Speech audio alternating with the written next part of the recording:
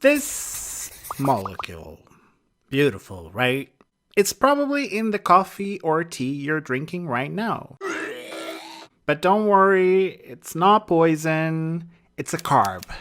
Oh, come on, I'm trying to make you fall in love with this molecule. But hey, this cute molecule is indeed a carbohydrate, a category of molecules important for you and me. Carbohydrates are nature's fuel, amongst other things. But this molecule is special. There is something so special about it that I've dedicated a whole video to its category, disaccharides. No, it's not a drag name. Could you imagine? Ladies and gentlemen, welcome to the stage, disaccharide. But back to carbs.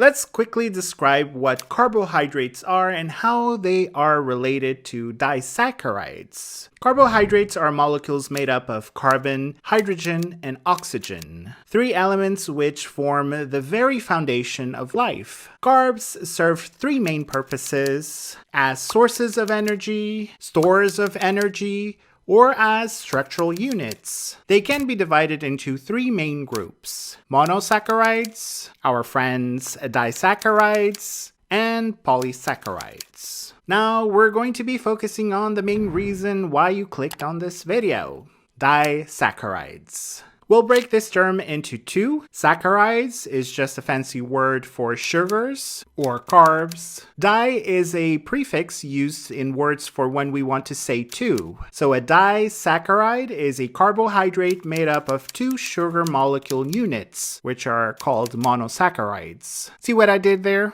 Mono means one. And monosaccharides are the smallest units of carbohydrate molecules. If you're smaller than a monosaccharide, you don't deserve to call yourself a carbohydrate.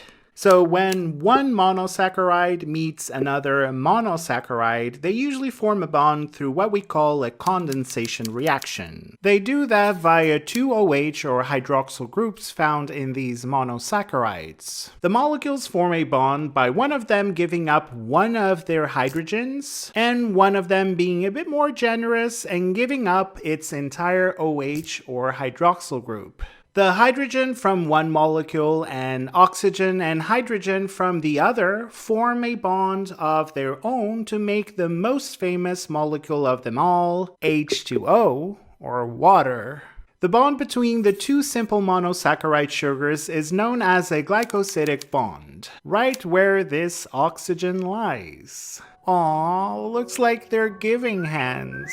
Chemistry is adorable. Now, if we hate couples displaying too much public affection like these two, there is a way to break them up.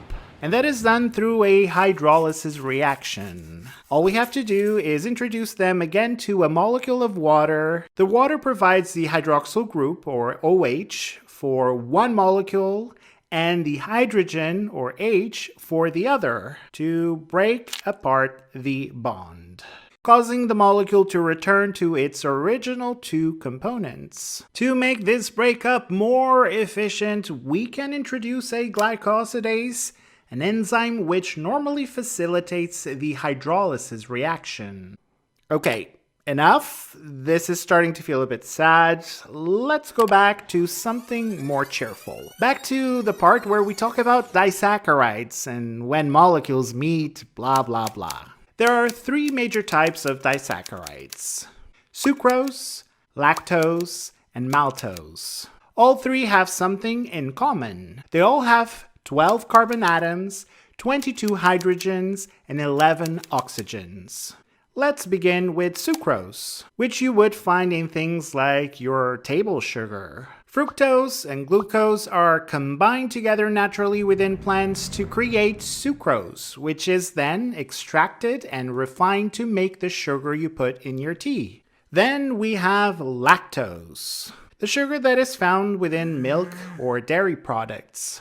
Lactose makes up around 2 to 8% of milk that you put on cereal in the morning. This is the sugar that some people have trouble digesting properly, leading to the well-known diagnosis of lactose intolerance. Lactose is created by glucose and galactose coming together. To digest lactose and make use of it, we need to break the beautiful bond between glucose and galactose. And our weapon of choice? No, it's not by proving that galactose cheated on glucose, but instead using an enzyme called lactase.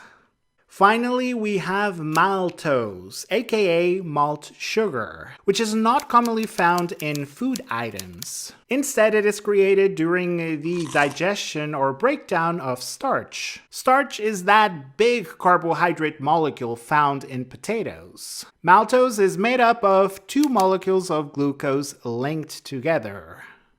Now time for a disaccharide family picture. The three disaccharides which we just talked about with their different structures. And as you can see from the diagram, despite the fact that these sugars have the same chemical formula, they don't have the same structure. And a fancy term to describe that is isomers. They are isomers of one another. And with a different structure comes different properties, which explains why lactose intolerance is common, but allergies to sucrose and maltose aren't. And that's how we end this short video on disaccharides. Subscribe and turn on the notification bell if you want to know when another video like this one comes out on a device near you. And show some love for disaccharides by liking this video. Until next time, bye!